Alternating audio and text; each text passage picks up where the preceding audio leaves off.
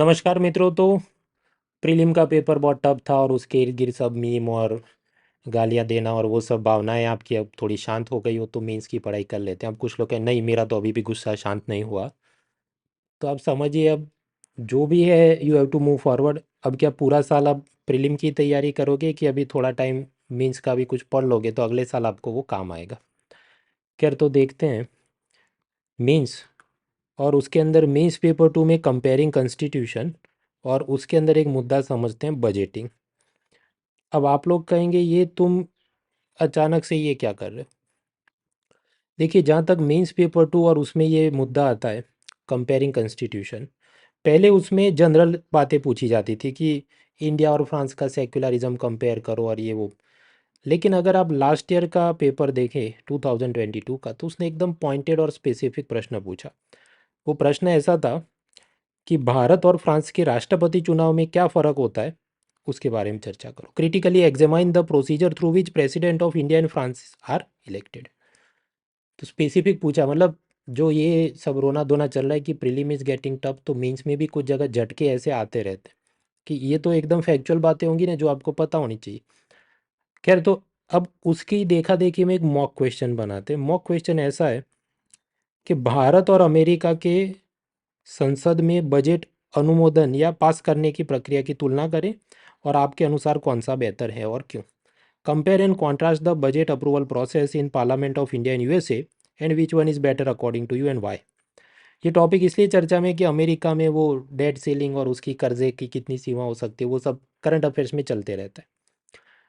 अब इसकी हम सब समझ लेंगे, लेकिन देखिए, ये समझने से पहले आपको खुद भी बहुत कुछ पता होना चाहिए कि फिजिकल डेफिसिट क्या होता है, एफआरबीएम है क्या है, बजट क्या होता है, फाइनेंस बिल क्या होता है, लोकसभा और राज्यसभा की इसमें पावर क्या है। आपको नहीं पता तो देखिए, फ्री में वो सब मैंने पढ़ा दिया है। ये इकोनॉमी के फ्री अपडेट्स की जो Win23 सीरीज़ प्रीलिम से पहले चली थी, उसमें ये सब हमने पढ़ लिया। उसकी भी लिंक सब डिस्क्रिप्शन में। उसमें आपको ये पिलर नंबर 2 बजट टैक्सेशन वाला देख लेना, उसमें मैंने ये बात करी थी। तो पहला उतना आप पढ़ के आओ, फिर ये वीडियो आगे देखो। देखिए, मेंस आंसर राइटिंग की पीपुड़ी किसने कब बजानी चाहिए। तो एक तो एकदम नीचे जो बॉटम में 5 लाख लोग हैं जिन्होंने अभी अभी तैयारी शुरू की, तो उन्होंने तो उसमें टाइम वेस्ट नहीं करना चाहिए। उसके ऊपर जो लोग सब सिलेबस कंप्लीट करके बैठे हैं, प्रीलिम्स का, मेंस की थोड़ी बहुत तैयारी की है और दम रखते हैं कि भाई प्रीलिम्स का कट ऑफ इस बार नहीं तो अगले साल तो मेहनत करके निकाल ही लूँगा, ऐसे भारत में जो भी 30 40 50 हज़ार लोग होंगे, उन्होंने अब दम लगाना चाहिए। और उसके ऊपर जो 3 हज़ार 4 हज़ार लोग होंगे जो मेंस टू इंटरव्यू जाने की और इंटरव्यू टू फाइनल जाने की दम रखते, they should spend time on mains answer writing की पीपुड़ी। हाँ, तो ये पूर्व शर्त है, ये सब पहले आप देख के आओ। अब अपने पास प्रश्न क्या है कि इंडिया और यूएसए की बजट पासिंग की जो प्रोसेस है उसको कंपेयर कॉन्ट्रास्ट करो और उसमें कौन सा बेटर है, इसकी बात करनी। मित्रों, मिलिट्री के अंदर एक स्ट्रेटेजी होती है, शूट एंड स्कूट। मतलब एक जगह से तुम गोली मारो और फिर भाग जाओ, दूसरी जगह से फिर गोली मारो। एक जगह रुक के आप ज़्यादा फायर करेंगे तो तकलीफ क्या, दुश्मन को आपकी पोजीशन का पता चल जाए, वो आप पे फायर कर देगा। और यही बात मेंस के अंदर सिलेबस कंप्लीशन में लागू होती है। मेंस का सिलेबस काफ़ी बड़ा है, जीएस के 4 पेपर है, ऑप्शनल के 2 पेपर है वगैरह। अब उसमें फिर आप ज़रूरत से ज़्यादा एक जगह रुक जाएंगे तो आपका खेल निपट जाएगा, दुश्मन मतलब यूपीएससी आपको तबाह कर देगा। तो अपने पास जो प्रश्न था, इंडिया और अमेरिका की बजट अप्रूवल प्रोसेस के बारे में कुछ लिखना है हमें।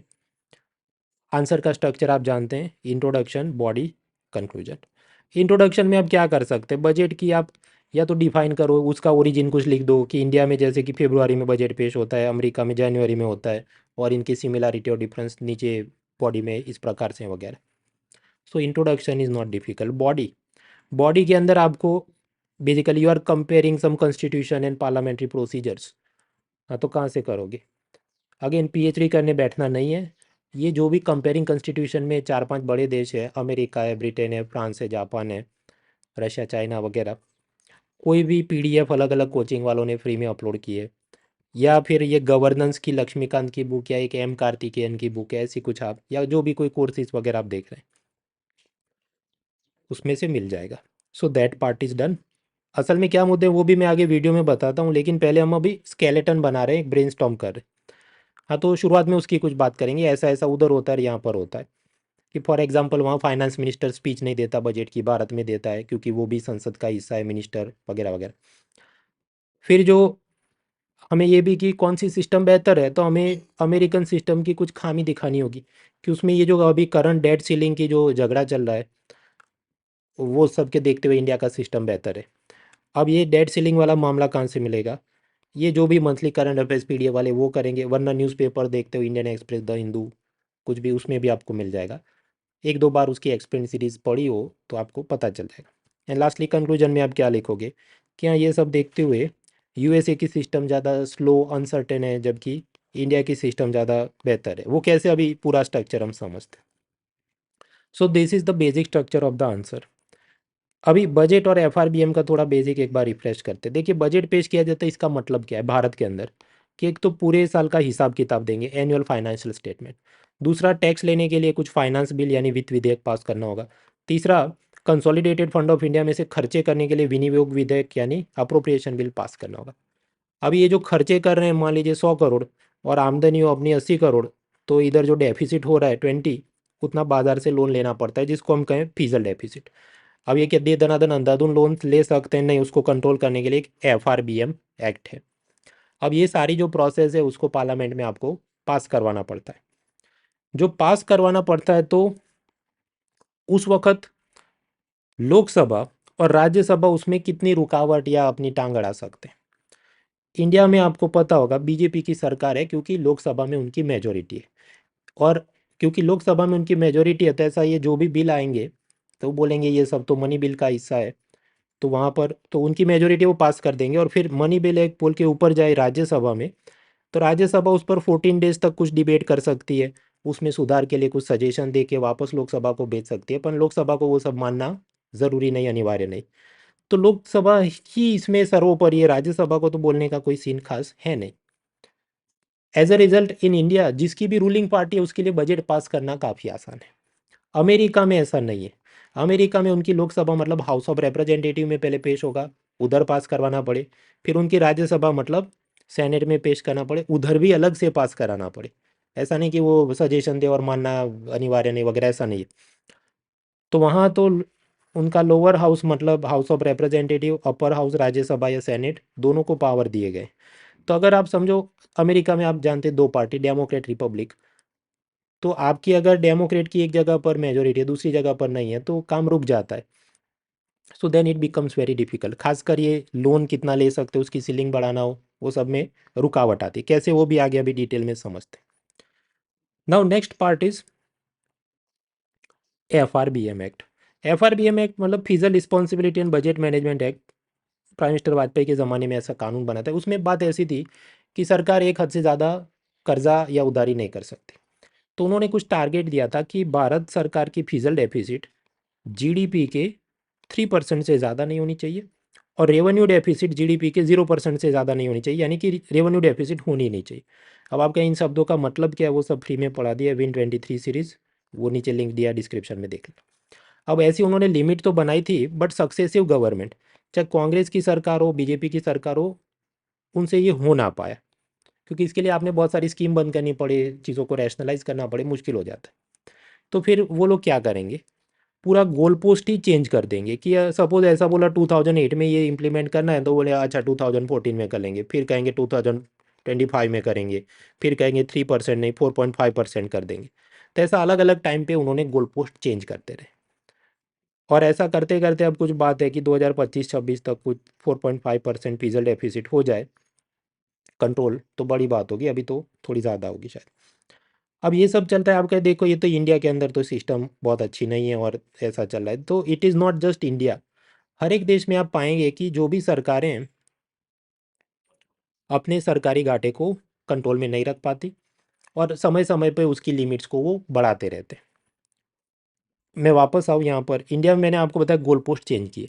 इंडिया में गोल पोस्ट चेंज करना आसान था, क्योंकि एफआरबीएम एक्ट है, तो इसमें आपको क्या करना होगा, उसकी लिमिट चेंज करनी है बोल के लोकसभा में जब फाइनेंस बिल पेश होता है उसी के अंदर डाल देते हैं, अच्छा ये भी एक मुद्दा है, उसको चेंज करना है। और फिर वो कि ये finance bill is money bill बोल के पास हो गया, राज्यसभा कुछ बोल नहीं सकती, मतलब बोल सकते हैं पर उससे कुछ होगा नहीं।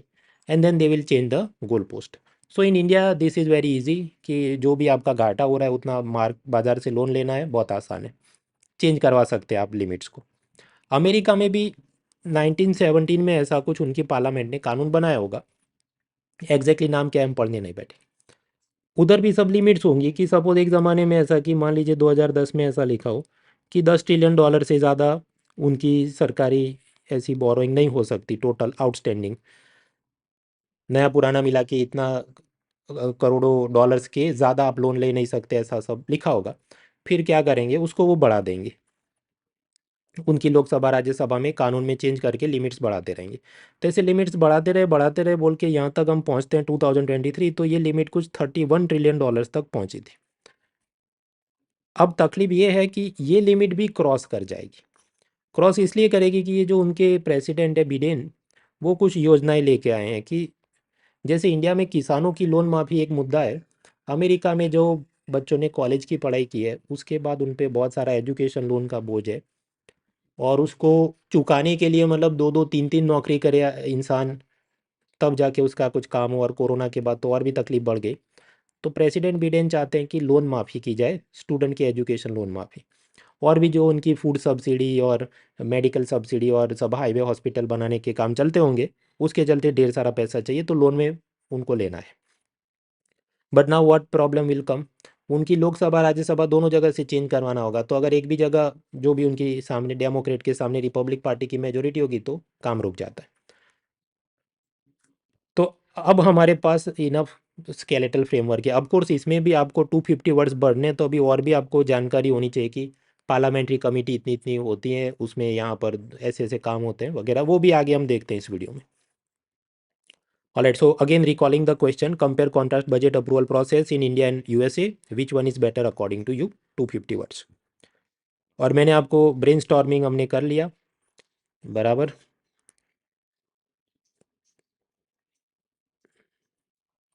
इंट्रोडक्शन में हम बजट को डिफाइन करेंगे, थोड़ा ओरिजिन देंगे, फिर बॉडी के अंदर बताएंगे कैसे अमेरिका में राज्यसभा ज़्यादा टांग अड़ा सकती है, और वहाँ लोकसभा राज्यसभा दोनों जगह सत्ता पक्ष की बहुमति नहीं हो तो मुश्किल हो जाता है। इसलिए बजट कब और कितना पास होगा उसकी कोई गारंटी नहीं है, अनिश्चितता यानी अनसर्टेनिटी होती है। और जब भी अनसर्टेनिटी होती है गवर्नमेंट की पॉलिसी या बजट मेकिंग में, तो उससे financial market, share market, bond market, currency exchange, ये सब में तकलीफ होती है। गवर्नेंस, प्रशासन में तकलीफ होती है, क्योंकि उनका जो भी आईएएस आईपीएस ऑफिसर, उसको सैलरी मिलेगा कि नहीं इस महीने का वो भी सर्टेन, तो वो क्या ही दिल लगा के काम करे। तो ये अच्छी बात नहीं है, और इसके मुकाबले इंडिया की जो सिस्टम है वो बेहतर है, ऐसा अपना कंक्लूजन होगा। ठीक है, तो अब जवाब बनाते हैं, असल जवाब। देखिए ये जो असल जवाब, तो अब इसके बाद की जितनी स्लाइड हैं उसमें आप पाएंगे मैंने बहुत ज़्यादा मल्टीमीडिया ग्राफिक्स का काम किया नहीं है। वो मेरी कामचोरी है ऐसा नहीं, जानबूझ के, क्योंकि आप समझिए मेंस देने वाले या मेंस को पढ़ने वाली जो ऑडियंस है वो काफ़ी कम होती है, उसमें पेज व्यू ऐसे वीडियो के भी कम आते हैं। तो मैं एक हद से ज़्यादा इसका सब जोरदार अफलातून पावर पॉइंट बनाने बैठूंगा तो उसमें जितना टाइम जाएगा तो दूसरे मेरे प्रोजेक्ट जो होंगे, करंट अफेयर्स और ये वो रुक जाते हैं। दूसरी बात ये कि मेंस की जो ऑडियंस है, इट इज़ एक्सपेक्टेड कि वो ज़्यादा इंटेलिजेंट और मैच्योर होनी चाहिए, कि मैं इधर बहुत सारे मीम्स और इमेजेस ना भी डालूँ तो भी वो खुद से समझ सके कि मामला क्या था, एकदम स्पून फीडिंग चम्मच से खिलाने की ज़रूरत नहीं होनी चाहिए। ये एक बात हुई। अभी इसके बाद ये जो स्लाइड्स आएंगे उसमें अपना जवाब होगा। अब जो जवाब है, मेरा जवाब थोड़ा लंबा होगा, आप कहेंगे तो 250 वर्ड से थोड़ा लंबा हो गया, आई एक्सेप्ट इट, क्योंकि मुझे तो आपको टॉपिक समझाना भी है। दूसरा, मैं अगर आपको 3 मुद्दे सिखाऊं तो शायद आप एक मुद्दा याद रखें, मैं आपको 5 मुद्दे सिखाऊं शायद आप 2-3 मुद्दे याद रखें। So deliberately I have to teach you more quantity of points, ताकि आप उसमें से कुछ ग्रहण करके जाएं, बराबर। So my answer will be longer, ये मैं पहले से स्वीकार करता हूँ। आगे बढ़ते हैं। हाँ, तो अपना मुद्दा ये था कंपेयरिंग कॉन्स्टिट्यूशन, और ये प्रश्न था बजट अप्रूवल प्रोसेस, बराबर। सबसे पहले इंट्रोडक्शन। अब ये वीडियो पॉज करके आराम से स्लाइड देख लेना, मैं पढ़ने नहीं बैठूंगा। बजट को आप डिफाइन करेंगे शुरू में कि क्या होता है एनुअल फाइनेंशियल स्टेटमेंट है, रेवेन्यू एक्सपेंडिचर, और उसका सब हिसाब किताब देते हैं, उसकी मदद से फिजिकल पॉलिसी इंप्लीमेंट होती है वगैरह, वो डेफिनेशन दिया, आराम से पढ़ लेना। आप ओरिजिन से भी शुरुआत कर सकते हैं। ओरिजिन क्या होगी कि इंडिया के अंदर बजट कब पेश होता है भाई, पता नहीं, फरवरी में, जबकि यूएसए के अंदर जनवरी में पेश होता है। हालांकि मेरे हिसाब से ये आंसर शुरू करने का कोई बहुत जोरदार इंट्रोडक्शन नहीं है, पर नहीं आए तो फिर ये भी करना पड़े। And then following are the similarities and differences between the budget approval process in India and USA बोल के आप बॉडी में जाएंगे। तब बॉडी में जाते हैं और बॉडी में जवाब लिखें। देखिए मेंस आंसर राइटिंग में एक तो ध्यान ये रखना है इंडिया में जिसको पार्लियामेंट बोलते हैं अमेरिका में कांग्रेस है। इंडिया में जिसको लोकसभा बोलते हैं वहाँ पर हाउस ऑफ रिप्रेजेंटेटिव्स है। इंडिया में जिसको राज्यसभा बोलते हैं उधर सेनेट है। तब मैं जो इधर आपको बता रहा हूँ तो आम भाषा में मैं तो अमेरिका की राज्यसभा ऐसा बोलूँगा, ताकि आपको इजीली विजुलाइज हो जाए। लेकिन आप जब लिख रहे हैं उधर तो आपकी भाषा ज़्यादा शुद्ध होनी चाहिए। Vocabulary needs to be more clean. ठीक है। So now we are in the body, we are comparing contrasting the American and Indian budget process. तो कुछ तो पहले जनरल नॉलेज देख लेते हैं। फाइनेंशियल ईयर इंडिया में क्या 1 अप्रैल से 31 मार्च, अमेरिका में कुछ 1 जुलाई से 30 जून है। बजट इंडिया में प्रेजेंट होता है फेब्रुआरी के फर्स्ट वर्किंग डे में। यूएसए में जनवरी के पहले सोमवार को या ऐसा कुछ है। बजट कितने पेश होते हैं आप जानते हैं? इंडिया में पहले 2 बजट पेश होते हैं, railway budget and general budget. फिर हमने क्या किया, उसको मर्ज कर दिया। तो अभी हमारे पास सिर्फ सिंगल बजट है। यूएसए के अंदर हमेशा से सिंगल बजट ही रहा था। इंडिया के अंदर जब बजट पेश होता है तो फाइनेंस मिनिस्टर उसकी स्पीच देते हैं। इंडिया में ऐसा होता है, अमेरिका में ऐसा नहीं होता। अमेरिका में फाइनेंस मिनिस्टर या फाइनेंस सेक्रेटरी उसकी कोई स्पीच नहीं देंगे। क्यों? क्योंकि वहाँ पर एग्जीक्यूटिव और जो लेजिस्लेचर है वो अलग माना जाता है। भारत में निर्मला सीतारमन मतलब या तो वो लोकसभा या राज्यसभा की मेंबर हैं, सांसद हैं, और उसके चलते वो मिनिस्टर बने। उस अमेरिका में ऐसा नहीं होता। अमेरिका में अलग सिस्टम, वो क्या है वो पूरा लक्ष्मीकांत और दूसरी जगह से देख लेना। बजट बनाता कौन है? तो इंडिया में फाइनेंस मिनिस्ट्री और उसके नीचे एक department of economic affairs. America में वो office of management and budget. लेकिन हमें वो याद रखने की ज़रूरत नहीं। ये वाली स्लाइड में से मैक्सिमम की फाइनेंस मिनिस्टर इधर स्पीच देते हैं, अमेरिका में स्पीच नहीं देंगे पार्लियामेंट में। अब बात आती है कि क्यों अप्रूवल डिफ़िकल्ट है। तो अमेरिका में राज्यसभा ज़्यादा टांग अड़ाने की शक्तियाँ रखती है, इसलिए डिफ़िकल्ट है। लेकिन आप मेंस में लिख रहे हैं तो अपनी भाषा शुद्ध होनी चाहिए। हाँ, तो भाषा कैसे शुद्ध होगी? आप कुछ टेबल बनाओगे या पैराग्राफ या बुलेट, जो आपको ठीक लगता है आप लिखो। Can ruling party B assured about passing the budget? तो जवाब है भारत में हाँ। जब तक रूलिंग पार्टी की लोकसभा में मेजोरिटी है तो वो finance bill is money bill और ये वो बोल के वो सब पास कर देंगे। राज्यसभा उसमें खास बोल नहीं सकती। Can Rajya Sabha reject budget related bills? तो जवाब है नहीं कर सकते। यूएसए में डिफरेंट सिस्टम, क्योंकि वहाँ पर सबसे पहले लोकसभा यानी हाउस ऑफ रिप्रेजेंटेटिव में पेश होता है, उधर पास होता है, सेनेट मतलब राज्यसभा में जाता है, पर राज्यसभा में अलग से पास कराना पड़ता है। So you require majority in both Lok Sabha and Rajya Sabha. और हाँ, सेनेट फिर उसको रोक सकती। दूसरी बात मित्रों, बजट जो आप प्रेजेंट करते हैं उसके बाद उसके कुछ 6 अलग अलग स्टेज में वो पास होता है, और उसमें कुछ पार्लियामेंट्री कमिटीज़ उसको एग्जामाइन भी करती हैं। अब इंडिया में ऐसी जो भी पार्लियामेंट्री कमेटी उसको एग्जामाइन करेंगी तो ज़्यादातर केस में ये होगा कि उनमें मेंबर रूलिंग पार्टी के ज़्यादा हों, या उसका जो भी चेयरमैन वो भी रूलिंग पार्टी का हो, तो आराम से काम हो जाता है। अमेरिका में ऐसा नहीं है, क्योंकि अमेरिका में जो पार्लियामेंट्री कमेटी है वो भी उनकी लोकसभा और राज्यसभा की अलग होती है, और दोनों जगह फिर से बजट की सब एग्जामिनेशन चलती है। और ऐसी जब भी एग्जामिनेशन चलती है तो आपने वो अलग अलग कमेटी से पास करवाना हो अपना बजट। मान लीजिए आपके बजट में, मतलब बिडेन के यूएसए के बजट की मैं बात कर रहा हूँ, उसमें उन्होंने एजुकेशन की कुछ सर्व शिक्षा अभियान का लिखा हो। अब वो जाएगा तो लोकसभा की अलग जो भी डिपार्टमेंटल कमिटी ऑन एजुकेशन होगी उधर जाएगा, फिर राज्यसभा में जाएगा। और दोनों ही जगह पर जो जो मेंबर्स होंगे वो कहेंगे नहीं, जो हमारा ये स्टेट है केंटकी या टेक्सास, उसके अंदर मेरा जो चुनाव क्षेत्र है उसमें नए स्कूल बनाने का इसमें पैसा लिखो, तभी मैं तो फेवर में वोट करूंगा, नहीं तो नहीं करूंगा। So there is more pressure to get more funds for the local constituency. उसके साथ जुड़े कुछ शब्द हैं pork barrel and log rolling, पर वो पब्लिक एडमिनिस्ट्रेशन आपका ऑप्शनल हो तो सोचने की बात है। हम आईएएस की जनरल स्टडीज़ में इतना दिमाग नहीं खर्च कर। सफिशेंट हो कि उसके जो भी सांसद है वो अपनी चुनाव क्षेत्र के लिए ज़्यादा पैसा मांगने की जिद कर सकते हैं, क्योंकि वो पार्लियामेंट्री कमेटी में बैठते हैं, वहाँ पर उनका ये पावर है। तो कोई सर्टेनिटी नहीं है कि बिडेन ने लिखा हो कि मुझे 50,000 करोड़ डॉलर का एजुकेशन का अलॉटमेंट चाहिए। हो सकता है वो बढ़ के 70,000 भी हो जाए, क्योंकि ये सब अपने और विपक्ष के सांसदों को खुश करने के लिए उसमें और पैसा डालना पड़े। So there is lot of uncertainty. इसलिए वो अच्छी बात नहीं है कंपेयर टू इंडिया। आगे इंडिया के अंदर फाइनेंस बिल मतलब टैक्स लेने के लिए तो एक ही फाइनेंस बिल होता है, खर्चे करने के लिए अप्रोप्रिएशन बिल तो एक ही होता है। अमेरिका में ऐसा नहीं है, अमेरिका में मल्टीपल हो जाते हैं, कि सपोज टैक्स के 3-4 बिल बन जाएंगे, अप्रोप्रिएशन के 3-4 बिल बन, क्योंकि मैंने जो बताया ये अलग अलग पार्टी मतलब अलग अलग मेंबर्स को खुश करने के लिए अलग अलग उसमें चेंजेस करने पड़े। So it is difficult. Certainty नहीं रहती, वो कब टैक्स का बिल पास होगा, कब स्पेंडिंग का बिल पास होगा, तकलीफ रहती। कुछ बार ये हो कि मान लीजिए डिफेंस का और हेल्थ केयर का वो पास कर दे, फिर बाकी सब लटका के रखे और कहे इसका भी और चर्चा करें, फिर उसका अलग से पास करेंगे। सो देर आर मल्टीपल, एकाधिक विधेयक या बिल्स यूएसए में पास करने पड़ते हैं बजट पास करवाने के वास्ते। फिर बात करें डेट कंट्रोल, तो मैंने बताया एफआरबीएम एक्ट इंडिया में, लेकिन उसको रूलिंग पार्टी इजीली चेंज कर सकती है, क्योंकि वो क्या करेंगे, फाइनेंस बिल और उसके अंदर ही लिखवा देंगे कि ये भी हमको चेंज करना है। जबकि अमेरिका में वो करना थोड़ा डिफिकल्ट है, जिसके कारण मैंने आपको आगे बताया। फिर हम बात करें कि इसी में थोड़ा डीप डाइव करें कि डेट सीलिंग इन यूएसए, सारे वर्ष याद रखना भी ज़रूरी है कि 1970 में हुआ। अभी कुछ आंकड़े याद रख सकते हैं कि अभी लिमिट कुछ $31 ट्रिलियन की थी, लेकिन वो भी ओवर क्रॉस होने वाली थी स्टूडेंट लोन वेवर और ये फूड सब्सिडी वगैरह के चलते। और फिर उसके चलते बिडेन को उसको लिमिट को बढ़ाना था। अगर अमेरिकन पार्लियामेंट उस लिमिट को नहीं बढ़ाएगी तो सब जो भी ऑफिसर्स हैं उनकी सैलरी टाइम पे नहीं आएगी, योजनाएं बंद हो जाएंगी।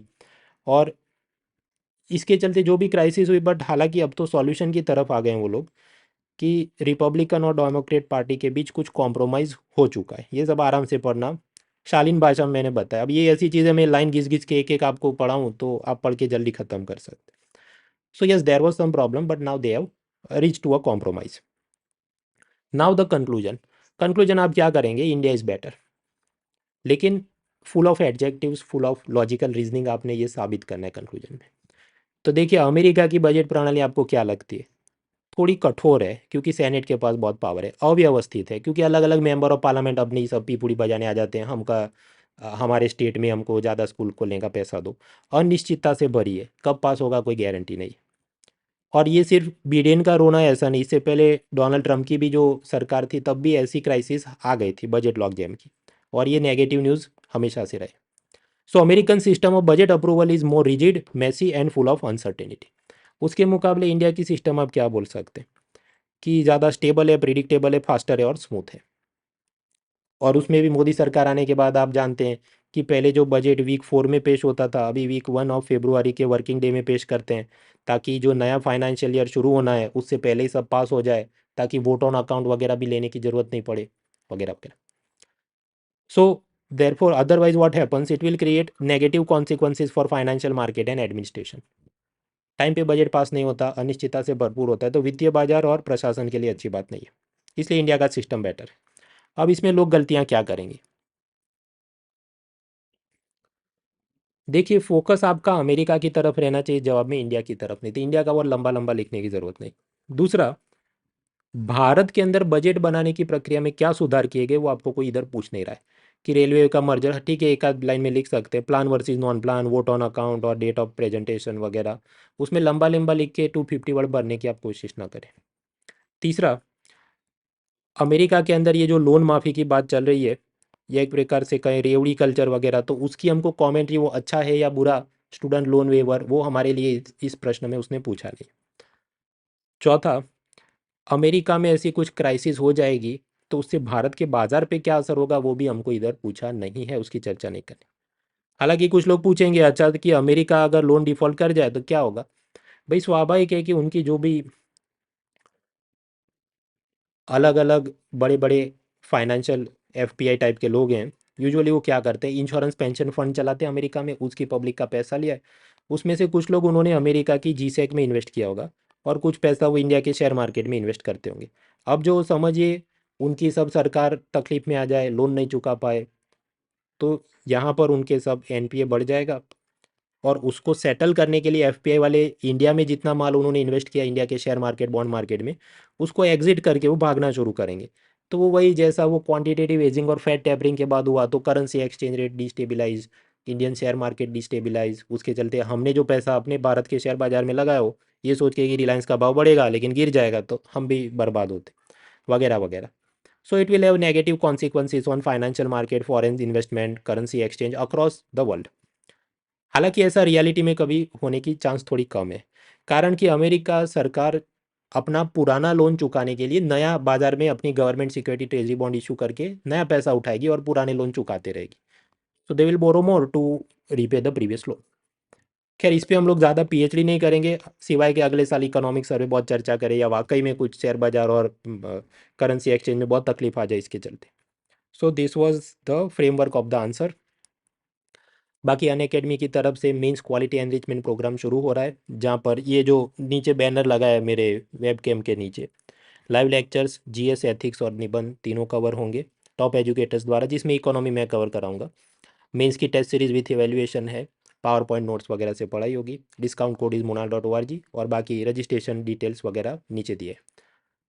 So that's it. बाकी आप पढ़ाई करते रहिए, टॉपिक वाइज पेपर सेट भी फ्री में डाउनलोड कर सकते हैं, उसको आप देखिए और मेहनत करते रहिए। Best wishes.